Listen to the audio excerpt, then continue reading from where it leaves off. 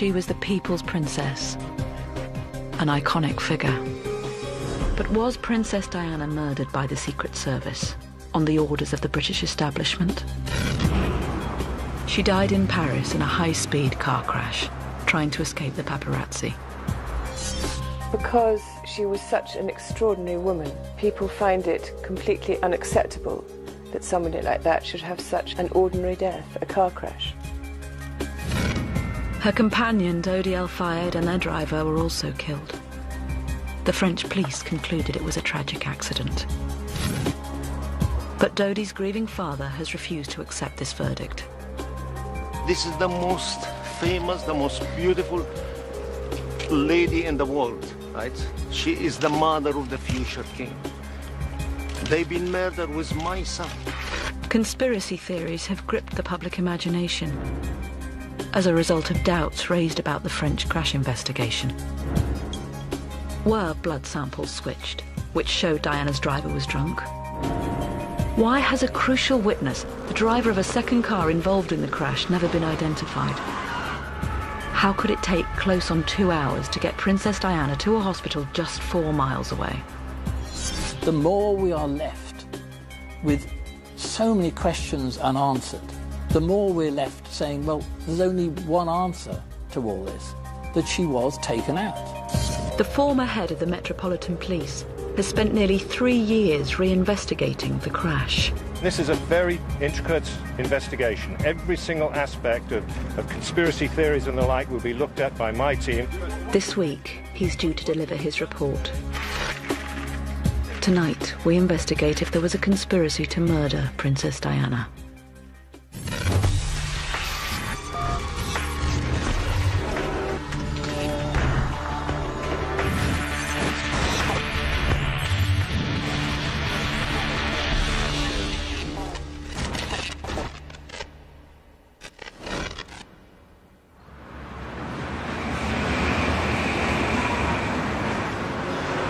Paris, August 30th, 1997.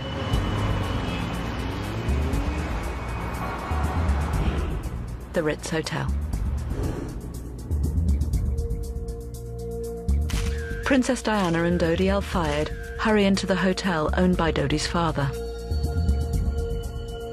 Hounded by the paparazzi, they're forced to abandon plans for a romantic meal at an exclusive restaurant. Dodi decides to take Princess Diana back to his apartment on the Champs-Élysées. Henri Paul, the deputy head of security, is called back to drive the stressed couple. A plan to avoid the paparazzi is hatched. Their usual driver and the backup security vehicle are sent to the front of the Ritz. Princess Diana, Dodi, Henri Paul and bodyguard Trevor Rees-Jones attempt to slip out of the back of the hotel.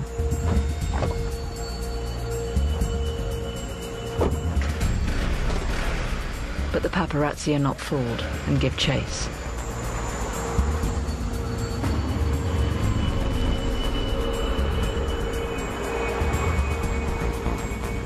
Rather than taking the direct route to Dodi's apartment, the Mercedes tries to outrun the paparazzi. They head for a dual carriageway by the River Seine.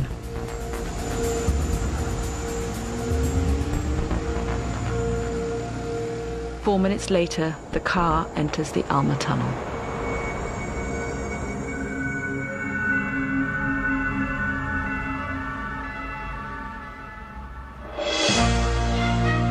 Diana, Princess of Wales, has died after a car crash in Paris.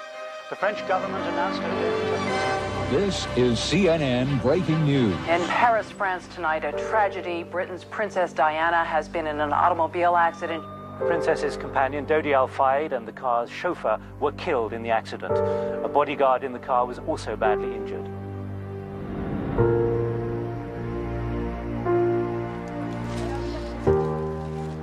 Princess Diana's death was met with an outpouring of public grief.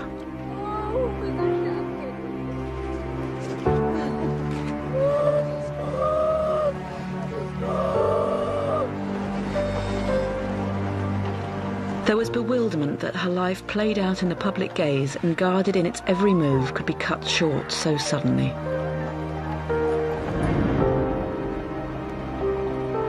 Diana was just 36 years old. She left behind 2 young sons.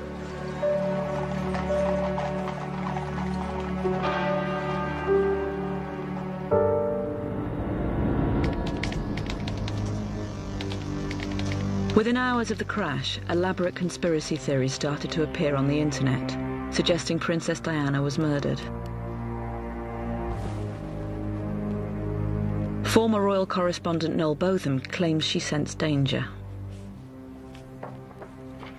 Diana was fearful of her own death for the last few years of her life. Right up to the moment of the accident, she believed that somebody was out there to get her. And she was right. The Diana crash investigation was the biggest in French history. It was carried out by the country's top police force, the Criminal Brigade. After 2 years, it concluded her death was a tragic accident. The driver of the Mercedes, Henri Paul, was held to blame for the crash. He was found to be drunk. But this has failed to satisfy the public clamour for answers.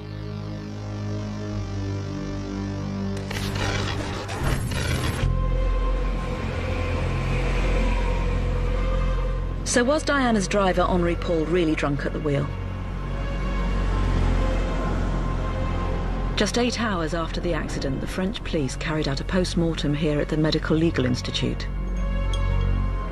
Tests on Henri Paul's blood samples showed that he was clearly drunk. The results were meant to be confidential, but were leaked to the press.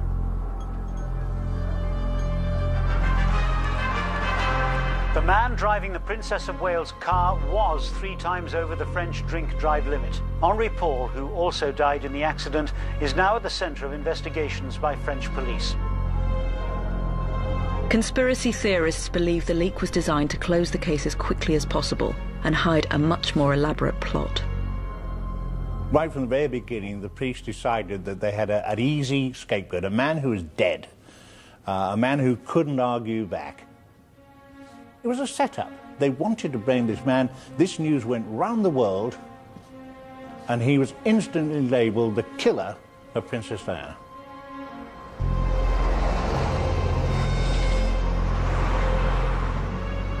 The refusal to accept the official verdict gained momentum. American investigative journalist Gerald Posner suggested the high alcohol reading in Henri Paul's blood could have been wrong. I saw confidential reports from the first autopsy of Henri Paul. It was riddled with errors and omissions. The body itself was left out for several hours before it was refrigerated. Yeast could have grown, affecting the final results of what the blood level, alcohol levels were.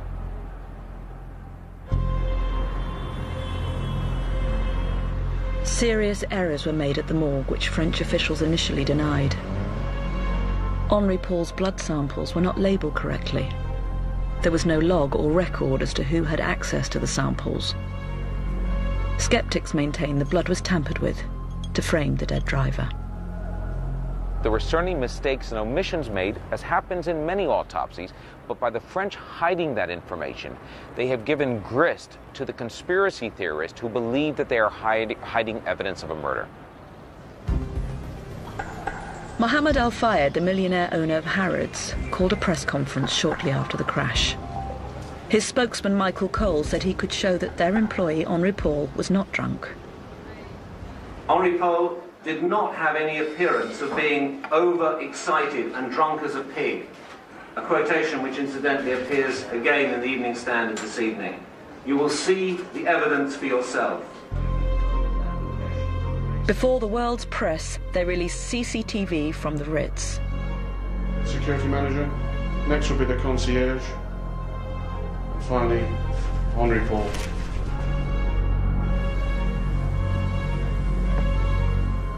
Royal biographer Nicholas Davies finds the CCTV persuasive.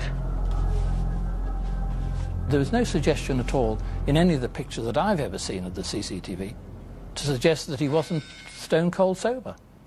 And we have no evidence at all from people saying, yes, I saw him drinking. So we must assume that he wasn't drunk and he wasn't drinking. The footage also shows Henri Paul chatting to Diana's bodyguards, Trevor Rhys-Jones and Kes Wingfield. The two bodyguards swore that Henri Paul was not drunk when he got in the car to drive Diana Doty. They said their job would have been on the line.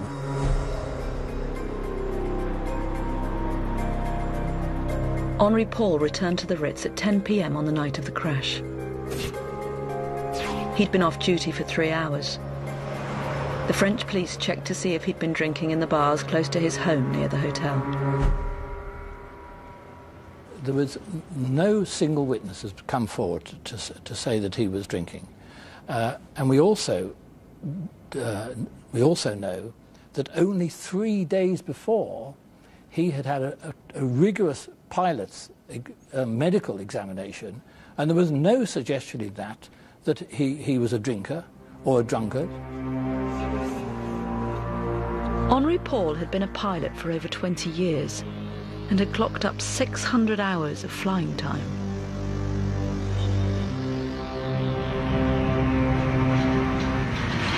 Claude Garec was Henri Paul's best friend. He had lunch with Paul on the day he died.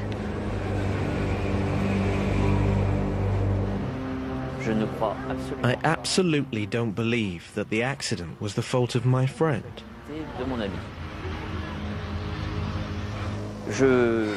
If you can fly a plane at night at 155 miles an hour in the rain, you know what you are doing.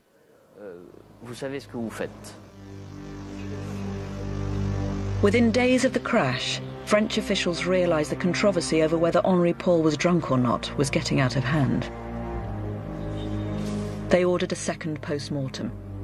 The results were the same as the first. He was 3 times over the French limit. Professor Pounder is a leading forensic pathologist. He analysed the post-mortem results for the British Medical Journal. The second post-mortem examination, in terms of the toxicological analysis, was the best one could expect of anyone. It really was a first-class analysis of the presence of drugs or alcohol in the body. They took hair specimens and other tissue specimens, so that as a result of those analyses, we know that the blood alcohol level is reliable. The tests also revealed traces of a drug used to treat alcoholics. The concentrations suggested he'd been taking it for at least 3 months, along with the antidepressant Prozac. What is absolutely clear is that Henri Paul had been drinking heavily, and he was drunk when he was driving that vehicle. Not only that, he was taking a drug, an antidepressant, which he should not be drinking while he was taking that drug. And both the alcohol and the drug in combination would have impaired his ability to drive the motor vehicle. But both post-mortems yielded an unusual finding that was seized upon by those convinced of a cover-up. Henri Paul's blood samples contained unusually high levels of carbon monoxide. Mohammed Al-Fayed suspected foul play. If you have a carbon monoxide in a blood of 24%, you can't walk. For I am certain there is a full play. It's not Henri Paul blood. And straight away, drunken driver, drugged, it's just unbelievable. Conspiracy theorists now fixed on the idea that the driver's blood samples had been switched. I was told there were 22 people who died in Paris that night which were investigatable deaths for one reason or another. One of them was a man who had drunk half a bottle or more of vodka, who had sat in his car having tied a hose pipe from the exhaust to the inside of the car, and he killed himself with carbon monoxide poisoning. That man's blood, according to my police spokesman, who I got in the pathologist's lab, that man's blood is the blood that was substituted for Henri Paul's.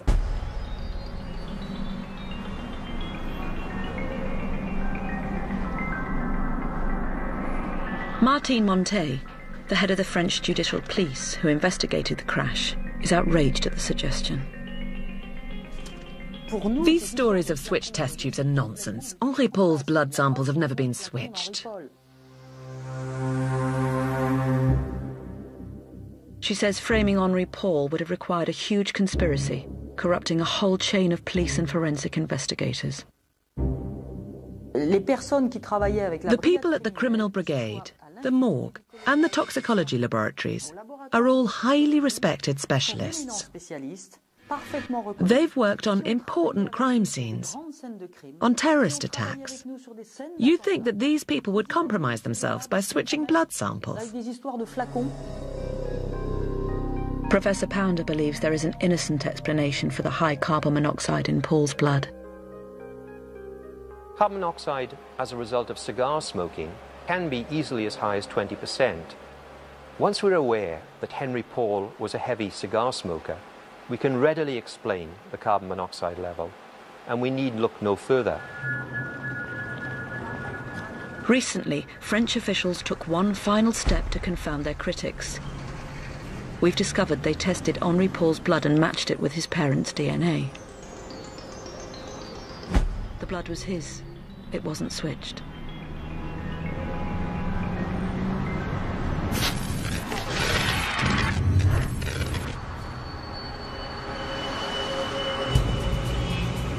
The official investigation maintains the Mercedes car carrying Princess Diana was driving too fast.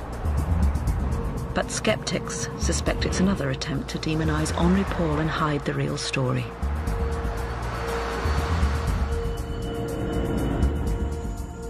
Jean-Claude Mulez was Montet's deputy in the criminal brigade. His team concluded that before it entered the Alma tunnel, Diana's car was going between 75 and 95 miles per hour. The speed limit is just 30 miles per hour. The driver of the Mercedes almost certainly lost control of the vehicle here, which explains why he braked and why there are tire marks on the tarmac. The experts examined these facts, and some of them concluded that he was driving at a very, very high speed. Working from the official French police map of the accident site, we've reconstructed the crash. For a speeding car, the approach to the Alma tunnel is difficult. It involves a left turn and a sharp dip. It's here where the car appears to lose control before hitting the 13th pillar.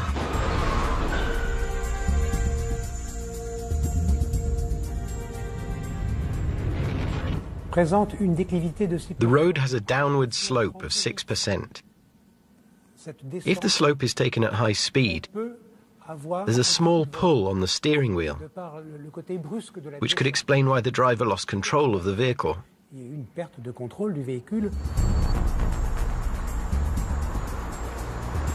The Alma tunnel is an accident black spot.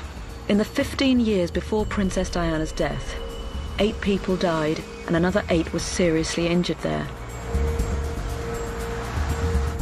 But conspiracists don't accept that the Mercedes was being driven at high speeds and was out of control.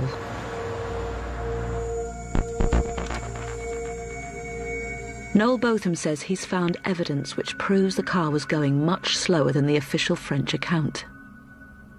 I discovered through a friendly solicitor in Paris who was acting for one of the principals in this investigation. That solicitor got hold of a photograph taken from the CCTV camera at the entrance to the Alma tunnel. It was taken a couple of seconds before Diana died. Botham has a copy of the photograph which he claims shows the car was only travelling at 64 miles per hour. It's taken through the windscreen of the car. It's very obviously a CCTV speed camera shot. You can very clearly see Henri Paul on the right, the driver. You can see Rhys Jones, the bodyguard, on the left here. In the back here are Diana and Dodi. The head of the French investigation, Martine Montet, is adamant the picture was not from a CCTV camera. We checked all the CCTV cameras for the whole route, from the back of the Ritz Hotel all the way to the tunnel. But unfortunately, no image was recorded. Embarrassingly for the French authorities, it seems all the CCTV cameras along the route were switched off after 9 p.m. Noel Botham doesn't accept this and claims his picture is proof of a police cover-up.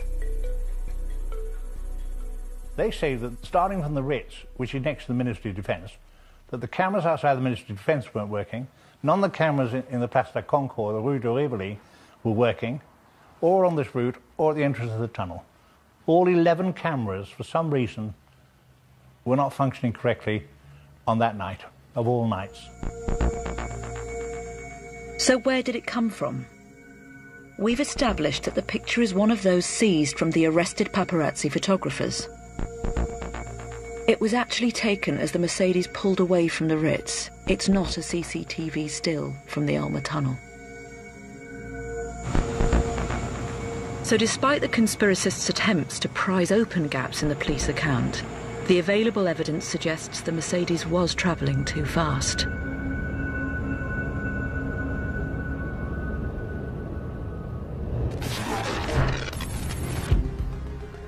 The crash investigation has one crucial piece of missing evidence. The conspiracists believe it's proof the fatal crash was engineered, and investigators are hiding the truth. It begins with Commander Mulez, who on the night found evidence that the Mercedes hit another car before it crashed. I found orange, white and red bits of plastic on the ground. They looked like indicator lights from a car. The debris was grouped together. It was fresh. You could assume that it was probably from a collision between the Mercedes and another car.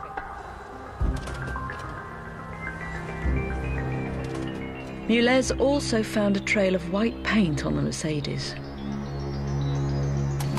Forensic tests revealed the white paint and broken lights came from a Fiat Uno that had been manufactured between 1983 and 1987.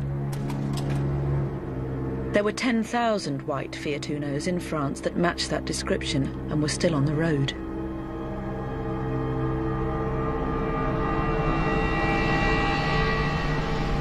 Our reconstruction shows what happened.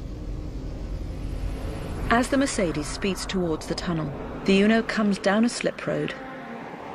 The Mercedes speeds over the dip and loses control.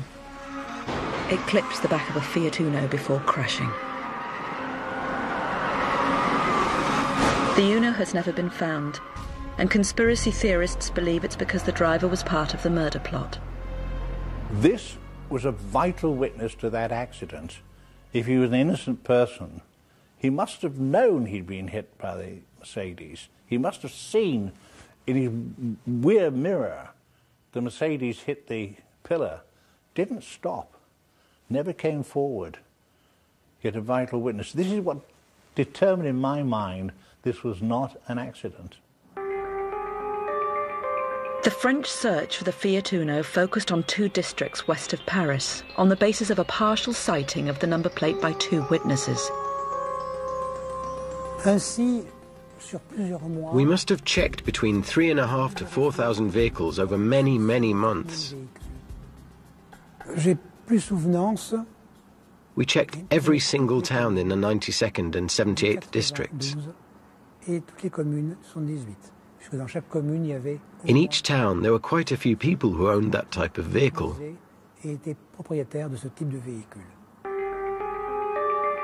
3 months after the crash, the French police thought they'd found their man. In the search of the database of white Fiat Unos registered in and around Paris, the police had zeroed in on one car they thought might fit the description, and 3 months after the accident, they detained Lee Van Tan, a 23-year-old at that time Vietnamese. Lee Van Tan was a security guard who owned the right model of Fiat from the right year. It had been repainted from white to red the day after the Alma Tunnel crash. He lived in the right area of Paris and owned a Rottweiler. An eyewitness remembered seeing a large dog in the back of the Uno. The police had plenty to ask Van Tan. We investigated that man. We did forensic tests on his car. We found the white paint underneath the red paint and tested it. Then we looked into this man's whereabouts. We did everything we could, and in the end, we were able to clear him. We contacted Lee Van Tan. He told us he'd provided a witness to show that on the night of the crash, he was working as a security guard on the outskirts of Paris. But the forensic evidence has taken on a life of its own. I've seen some of the confidential reports from the French police that they have not yet released to the public, which, contrary to their own public admissions, says that they did find a match between some of the rubber on the Mercedes and also the paint to Lee Van Tan's Fiat. It actually matched the exact brand of the paint. The French police have closed the case on Lee Van Tan and scores of other Fiat owners. They've abandoned the hunt for the missing driver, leaving the conspiracists to develop their own explanation. They did not wish to find who was driving the Fiat Uno because it could have led to, how can I put it, complications with determining whether she had been killed or whether it was an accident. It's likely the British inquiry will find the absence of this crucial eyewitness a significant flaw in the French investigation, but reject the conspiracists' claim that the French police pulled their punches.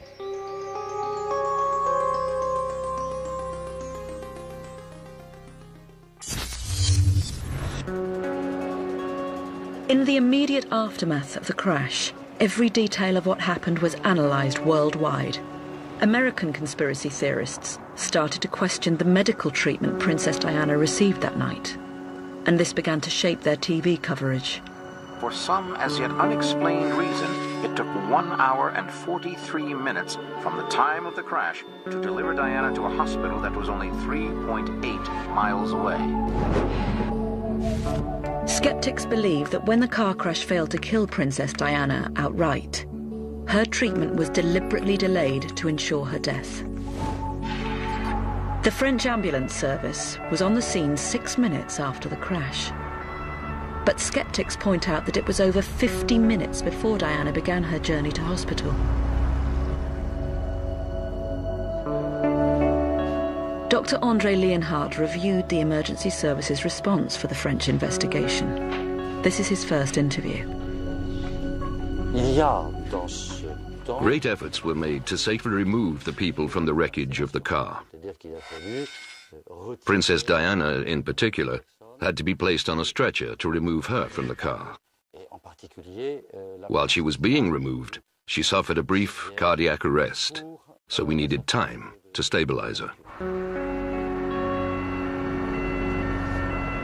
Witnesses were astonished to see the ambulance travelling at little over walking speed. The transfer to the hospital was deliberately slow, because for people whose blood circulation is very unstable, we know even a slight acceleration or deceleration can cause cardiac arrest. Princess Diana was transferred to the Pitié-Salpêtrière hospital, ignoring 5 other hospitals that were closer. La Pitié-Salpêtrière was chosen for its expertise in treating serious trauma, most importantly, chest trauma. Diana had suffered a massive tear in the main pulmonary vein to her heart. Malgré la fermeture de cette plaie et un massage cardiaque externe puis interne de 2 heures, aucune efficacité circulatoire n'a pu être rétablie et le décès a été constaté à 4 heures du matin. I don't think it's possible to stop rumors. If people want to believe in a conspiracy, it's impossible to prove them wrong. What is clear from all the medical staff and paramedics working that night is that they wanted to save the person in front of them. That is absolutely indisputable. The French police have also been heavily criticised for the way they dealt with the accident scene. I found significant flaws in the French police probe at the accident scene. As a matter of fact, the accident scene wasn't even closed off for 1 hour until the chief of the French police arrived. Dozens of tourists and local French citizens were able to stroll around the scene of the crash, the car itself. Some took souvenirs with them. Nobody took witness names. Literally several dozen witnesses left that night without ever being even identified by the French police. So it started off bungling from the very get-go. The tunnel was reopened just 4.5 hours after the accident. For the conspiracists, it smacks once again of a cover-up. They believe the authorities were hiding evidence of a murder. Within hours, everything was removed, washed down, filtered as though, right, that's the end of that one. It's extraordinary that they should have got rid of any possible evidence that was there so quickly when the Princess of Wales was the person who had died. The head of the French police inquiry says the passengers in the car were not the issue. We were not going to block the traffic for 3 days or a week on such a busy road. I mean, we'd taken all our photos, measured everything, gone over the whole area with a fine-tooth comb. That is the process we use for any traffic accident.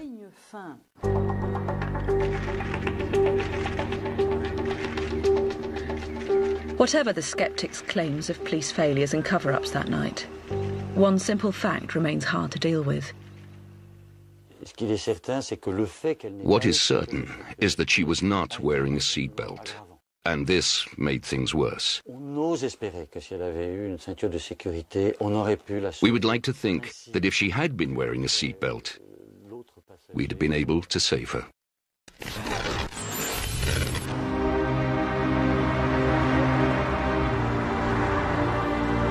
It's now nearly 10 years since Princess Diana died. People from all over the world still travel to the Alma Tunnel to pay their respects. In that time, conspiracy theorists have worked up an elaborate backstory to explain the means and motive for what they believe was a murder plot. I believe that she was killed, and I believe our security services were behind it. The conspiracy requires a reinterpretation of the events in Diana's life. Her fairy tale marriage to Prince Charles in 1981 captured the world's imagination. Her beauty and innocent charm reinvigorated the royal family. But the marriage disintegrated and the dream turned sour. In a break from tradition, she shared publicly her sense of being cast aside by the establishment.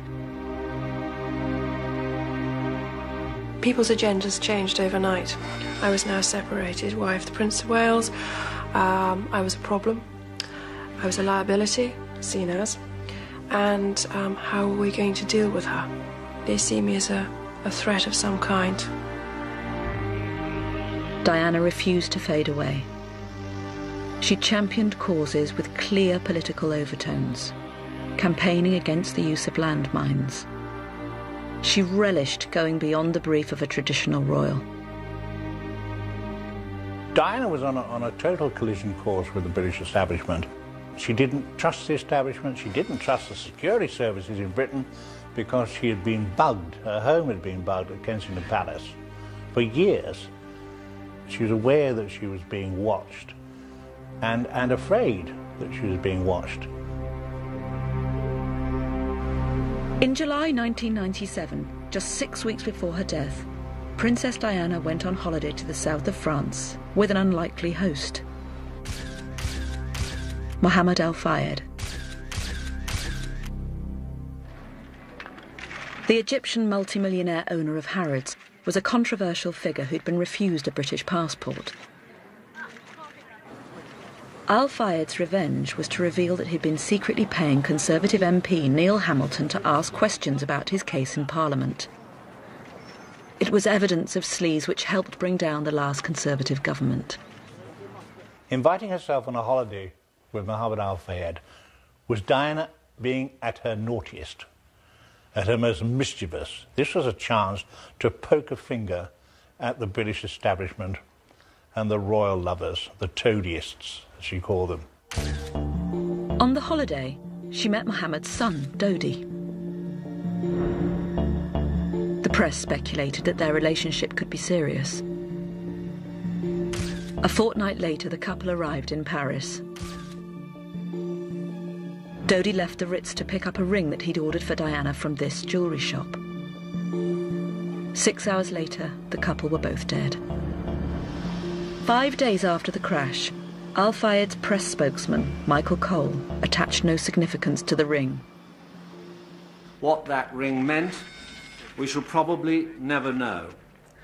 And if the planet lasts for another 1,000 years, I'm quite sure that people will continue to speculate about its significance. But 8 months later, Mohammed Al Fayed claimed the couple told him on the day they died the ring held a very special significance. They called me, say what's happening, and then we're having dinner, and after that going back to the apartment. And we're coming back on Sunday, and on Monday they're going to declare their engagements. Did Dodi tell you that? Did Diana tell you that? Dodi told me that, and Diana told me that on Saturday evening at 10 o'clock in the hotel. The possibility of Diana marrying Dodi Fayed challenged every single idea of the British monarchy, or every traditional idea of the British monarchy. But was marriage to Dodi on the cards? Princess Diana's close friend, Rosa Monckton, was on holiday with her 3 weeks before she died. She talked about him, and in my view, it was very much a fling that, you know, most of us have in our teens, but she didn't because she was engaged when she was 19. She was happy at the time. Yes, she was. I mean, I couldn't and wouldn't deny that, but it's not something that would have lasted. She did say that he'd given her a lot of presents, almost too many presents, and she said, I know there's a ring, he's told me there's a ring, and she said, it's going very firmly, Rosa, on my right hand. So no, she wasn't contemplating marriage with him. But equally, Mohammed Al Fayed will never be persuaded to abandon the word of his own son. He believes not only that the marriage was a serious proposition, but also that it provided the motive for the British establishment to commit murder. Prince Philip will never have allowed my son, as an Egyptian, naturally tanned, will be the stepfather of Prince William and the future king. Mohammed Al Fayed claims Prince Philip was behind the assassination plot. You feel that what happened was caused by, authorized by Prince Philip? Definitely through the security service, 100%. Himself, as a racist at the core, it's well known. Grew up with the Nazi. You think he will accept my son to marry Princess Diana, the mother of the future king? It's a shocking allegation, but Mohammed Al Fayed is not alone in believing the couple were murdered. Conspiracy theorists believe the security services orchestrated the crash. It casts the events of that night in a completely different light.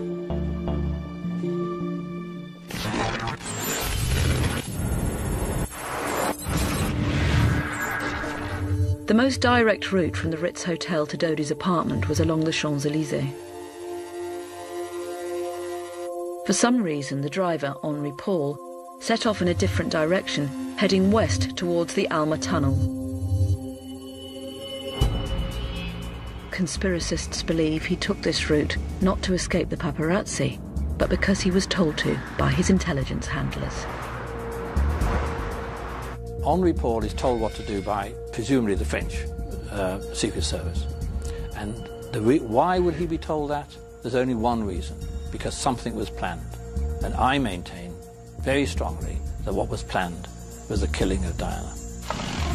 It's accepted that Henri Paul, as deputy head of security at the Ritz, came into contact with a number of security services, but conspiracists go much further. Henri Paul was in the pay of British intelligence, particularly MI6. He was in the pay of the Paris Police and Paris Special Branch. He was in the pay of the American intelligence services.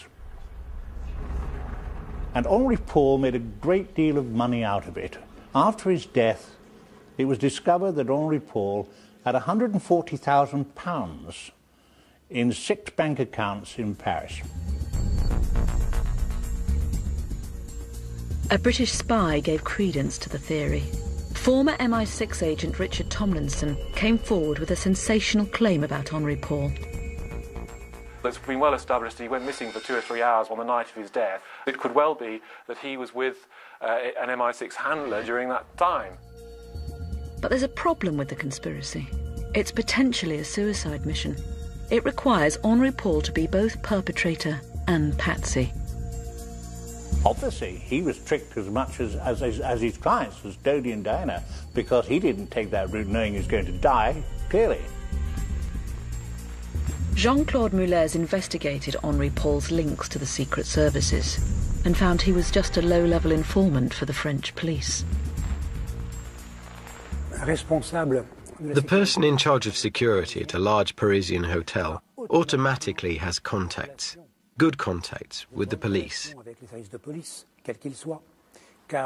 He'll know the important people who are coming in and out of Paris.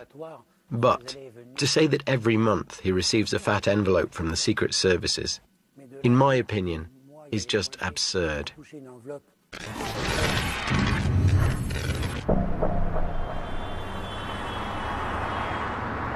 Soon after the accident, a witness came forward who claimed to be driving through the tunnel on the night. Francois Levistre's story neatly fitted the conspiracy of Secret Service involvement in the crash.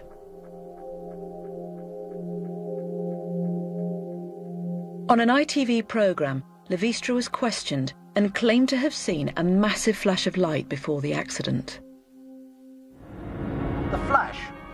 Was this flash like a photo flash? No, it was stronger than a photo flash. The Mercedes goes left, right, left. ITN royal correspondent of the time, Nick Owen, developed the theory.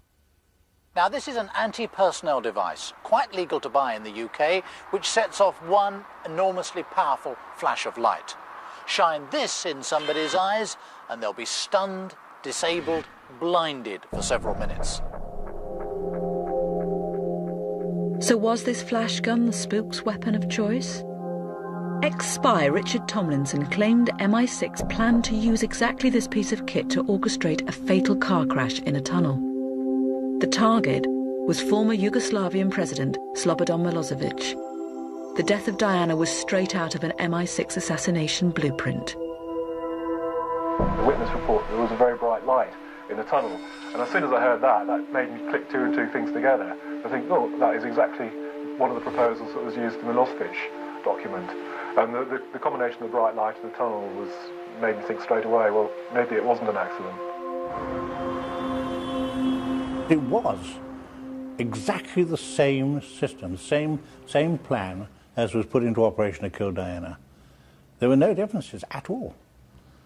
It was an MI6 originated plan put into action not in a tunnel in Switzerland, but in a tunnel in Paris. Mohammed Al-Fayed was convinced that he discovered the method by which MI6 murdered Princess Diana and his son. It's not an accident. It is a murder, a very tragic murder. The car, when they left the Ritz, being followed up by MI6. One of the motorcycles with the floodlights blind Henri Paul. And this is definitely exactly what happened. The world's media seized on the conspiracy story, but the French police had immediate doubts.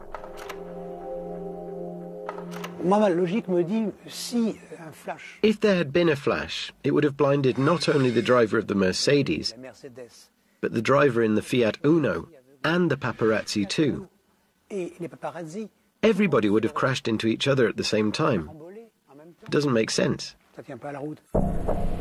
Levistre claimed to have seen the flash of light in his rear-view mirror while travelling at over 60 miles an hour through the tunnel. That witness was heard, and his account was analysed again and again. The conclusion was that he was not a reliable witness. Several witnesses stepped forward, claiming they'd seen things, for the most part things they'd read in newspapers. You can't stop people from seeking the limelight and trying to make money out of it.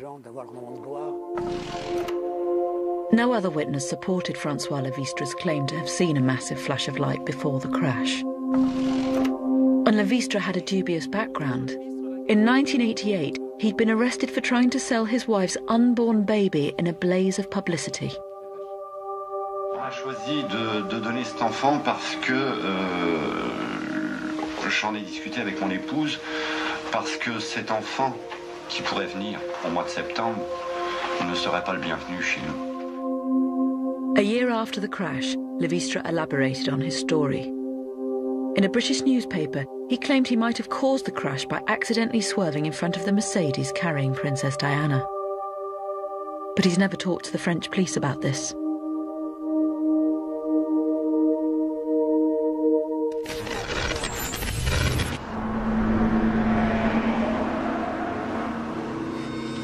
The overarching conspiracy that links the security services to the fatal crash comes with a far more sinister explanation for the Fiat Uno, the car that was hit from behind by the Mercedes shortly before it crashed. Conspiracists claim the missing Uno driver was part of the assassination plot, and this explains why he's never been found.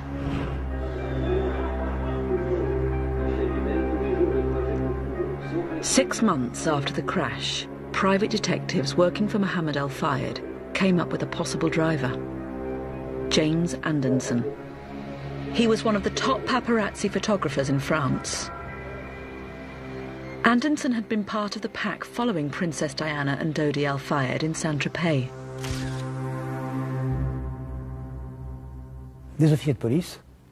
Police officers from my team and forensic experts were sent to examine the car.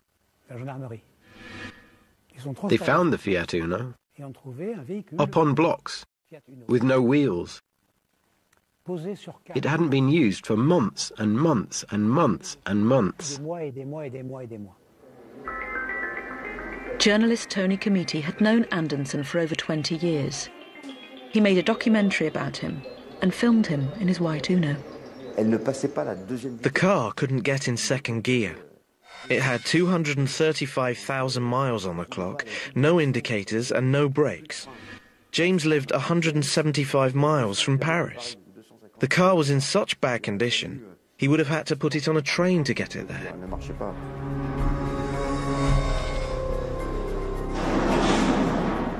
The French police carried out forensic tests on Andenson's Uno.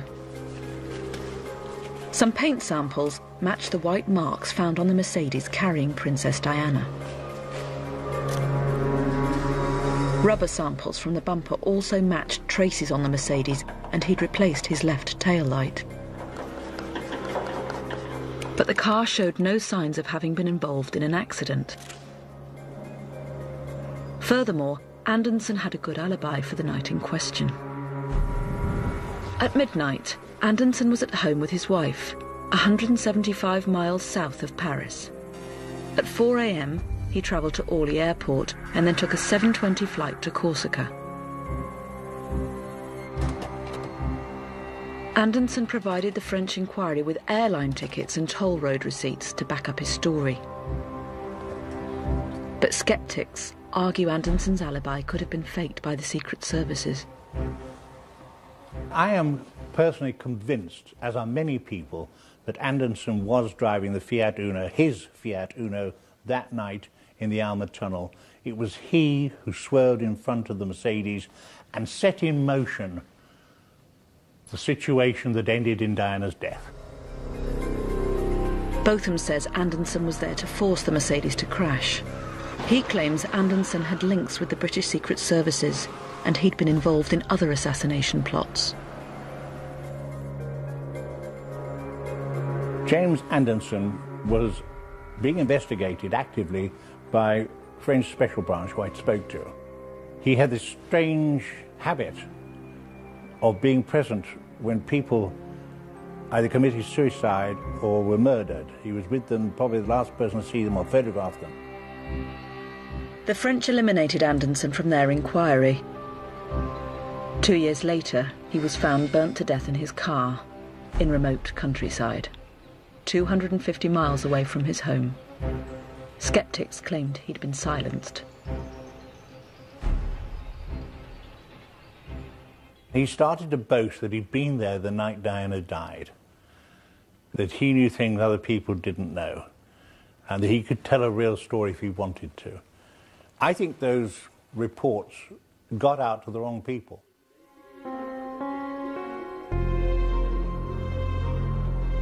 His friends find the idea that he was involved in a Secret Service assassination plot unbelievable.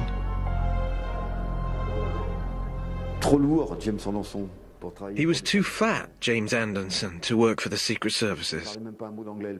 He wanted everybody to believe that he came from a noble British family, but the poor guy didn't even speak a word of English. No, all that, it's just lies, rumours that tarnish his work. The real reason for his death may be altogether more personal. There was probably something going on in his love life. James, at a photo session in Saint-Tropez, told a group of us about a photographer whose wife had been unfaithful. He said, "If the same thing ever happens to me, I will commit suicide. I will have my last cigar and set myself on fire." And mysteriously, he died just like that, 3 years later. A French judge investigated Anderson's death and concluded it was suicide. No witnesses have come forward to place him in Paris on the night of the crash, and no evidence has been produced to link Anderson to MI6.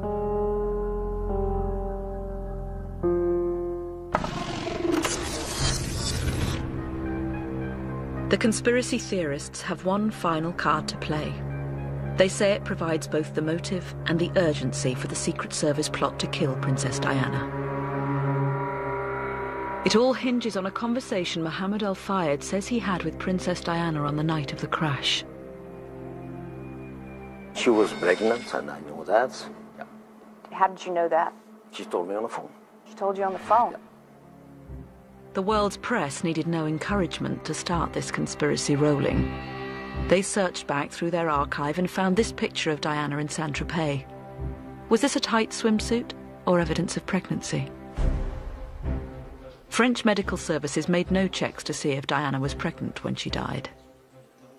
The injuries that Princess Diana sustained meant that the question of whether or not she was pregnant never arose.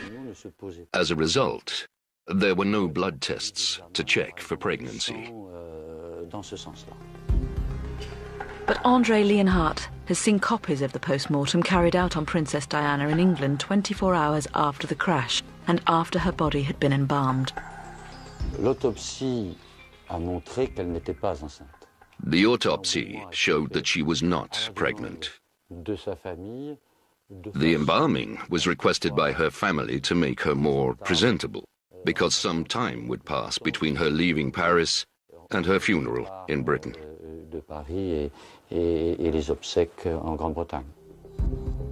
But Mohammed Al-Fayed believes the embalming was carried out to cover up evidence of her pregnancy. The discovery that Princess Diana's body was embalmed in Paris within hours of her death. What reason can there be other than it was part of cover-up to prevent proper forensic test in the UK?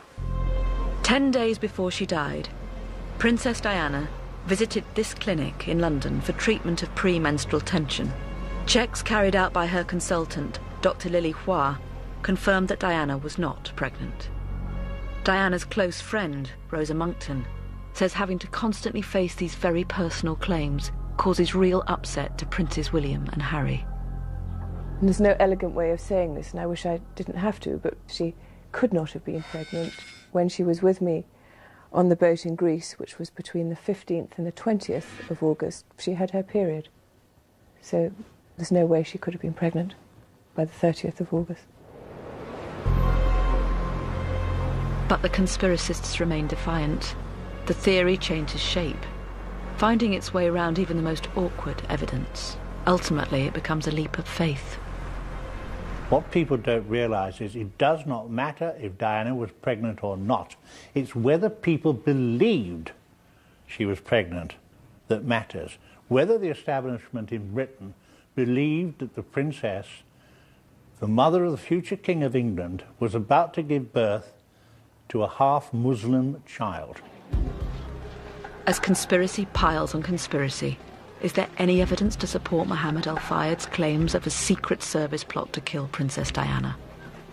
The only problem with Mohammed Fayed's theory of the royal family and MI6 being behind the murder of Princess Diana is that it doesn't have a shred of credible evidence to support it. It's a wonderful tale. It would make a great novel, but it's just not the truth.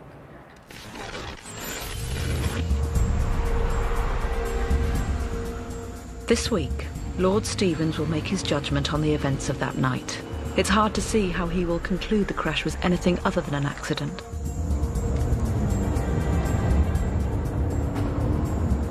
The driver of the Mercedes, Henri Paul, was drunk at the wheel, with a potent mix of alcohol and drugs in his system, and driving too fast for the road.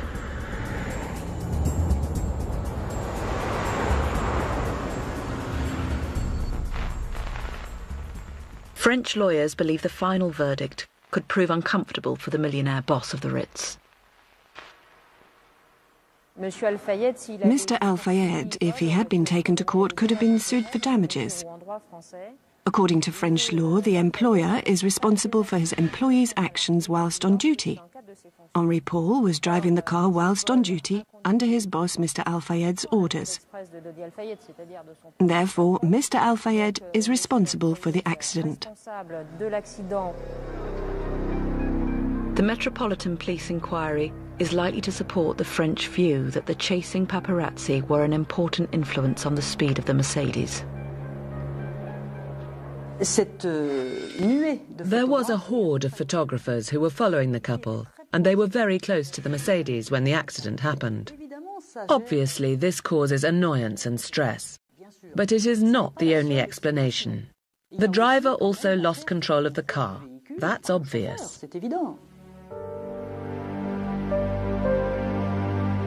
Those who are close to Princess Diana don't want the speculation and controversy surrounding her death to be the defining feature of her life. For the princes particularly, it has been very difficult for them. I think they find it, the sort of public ownership of their mother, a very difficult thing. And remember how young they were when she died, and to have this, you know, literally nearly 10 years after their mother's death, constantly saying, was she pregnant, was she going to be engaged, is very upsetting for them, for both of them.